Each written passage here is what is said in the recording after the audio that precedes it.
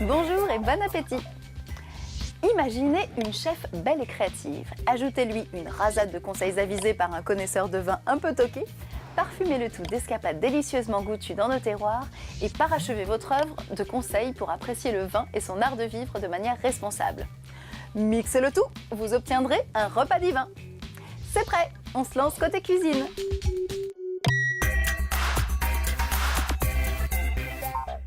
Bonjour Mademoiselle Inger. Bonjour Faustine. Alors cette recette c'est simple, on dirait le sud. De quoi s'agit-il exactement? Il s'agit d'un clafoutis salé au poivron rouge, pignon de pain avec un petit coulis de roquette à déguster en entrée ou à l'apéritif. Ah, j'oubliais la liste des ingrédients.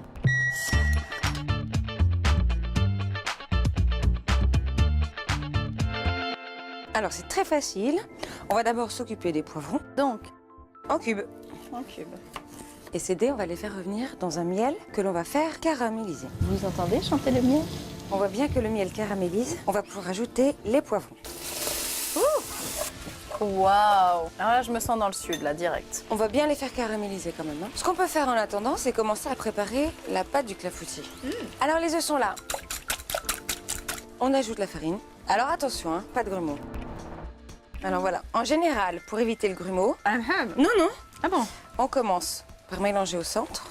Comme ça, on incorpore la farine progressivement. Une fois qu'on a fait ça, on va ajouter le reste des ingrédients, c'est-à-dire le parmesan râpé, la crème épaisse, la crème liquide. C'est une recette super light.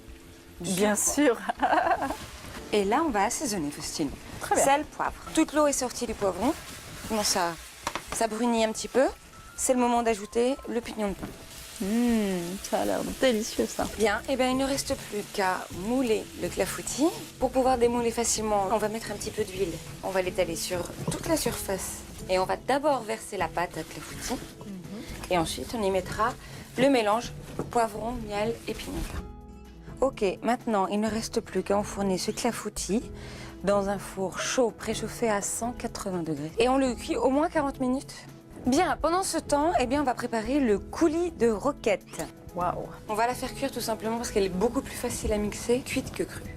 Roquette, ail, huile d'olive, terminé. C'est un peu comme un pesto. Ah oui. Et voilà. Le tour est joué. Regardez comme c'est beau. C'est superbe. Ça fera une vraie palette de peinture. Et si on vérifiait le clafoutis? Ah mais oui! Oh, j'ai l'impression qu'il est cuit. Il a une belle couleur en tout cas. Vous allez voir, c'est merveilleux.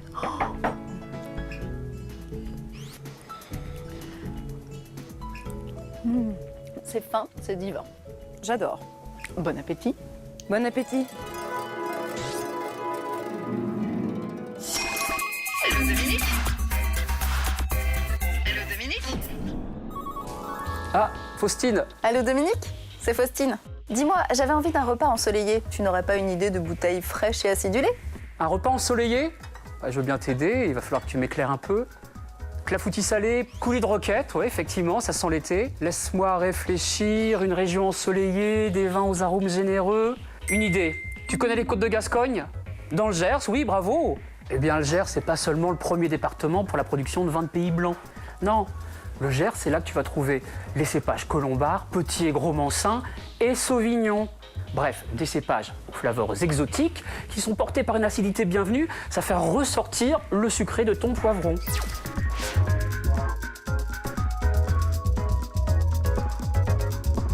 Bah oui, autrement dit, c'est un contraste intéressant qui va miser sur la légèreté. C'est un peu l'idée qu'on se fait de l'été, non?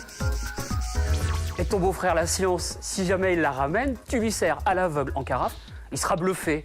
Ou alors, tu lui portes l'estocade avec un clairet de Bordeaux. Avec ce rosé soutenu presque rouge, on reste en Aquitaine, et lui qui ne jure que par les grands Bordeaux des grandes occasions, il te considérera comme une exploratrice du goût. Voilà.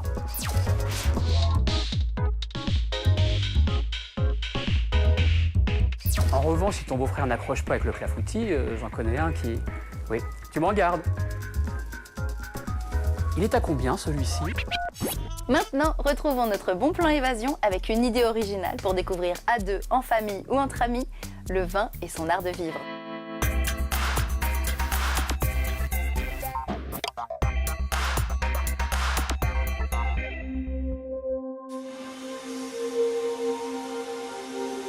Oui, alors, est-ce que tu me reçois? C'est certainement le moyen le plus original pour découvrir le vignoble du Jura. Radio à la main, Philippe Thévenot, qui reste en liaison permanente avec son associé resté au sol, vous emmènera au-dessus des vignes pour une balade aérienne de 90 minutes. Donc là, c'est notre petit, on va dire le petit ballon. On emmène 2 passagers. Donc là, vous avez la toile qui est dans le sac, la nacelle. De l'autre côté, on a une nacelle qui peut emmener par exemple 6 passagers. Il faut dire que la montgolfière se prête particulièrement bien à la découverte des coteaux viticoles jurassiens. En silence, si ce n'est le bruit des brûleurs et au gré des vents, l'engin joue avec les reliefs accidentés. Le terrain de décollage est choisi en fonction des vents, pour être sûr de survoler tous les hauts lieux du vignoble du Jura. Château-Chalon, berceau du vin jaune, ou même le village de Baume-les-Messieurs. C'est le comité départemental du tourisme du Jura qui a souhaité mettre l'accent sur ce voyage en ballon pour découvrir le vignoble. Et donc, par les vues aériennes, on mesure bien, en fait, on perçoit bien ce relief, en fait, qui est très caractéristique avec les reculés, très caractéristique du Jura. Cette balade aérienne se fait tôt le matin ou en fin d'après-midi.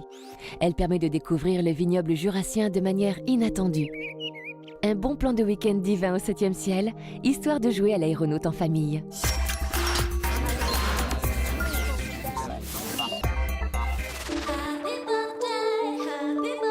C'est votre anniversaire de mariage et ce soir, votre amoureux va vous sortir le grand jeu. Un dîner dans un bon restaurant et un très grand vin datant de l'année de votre rencontre. Mais après, il va falloir prendre la route. Alors faut-il pour autant dire adieu au grand cru? Pas forcément, si on sait comment rester en dessous du seuil de 0,5 g d'alcool par litre de sang. Il n'y a pas de règle valable pour tous. Cela dépend de votre taille, de votre sexe, de votre corpulence et même de votre repas. Madame, ce soir, vous pourrez sans problème apprécier 1 ou 2 verres de ce beau millésime. Quant à monsieur, peut-être un peu plus. Cependant, le mieux est de se tester en utilisant un éthylotest pour connaître précisément votre capacité à reprendre le volant sans risque. Et si vous avez une alcoolémie positive, laissez votre voiture sur place et rentrez en taxi. Vous pouvez aussi prolonger la soirée sans alcool et vous tester 1 heure plus tard. Mais dans ce cas, attention à la fatigue. C'est une des causes majeures des accidents avec l'abus d'alcool. L'idée est que cette belle soirée reste un souvenir agréable, non ?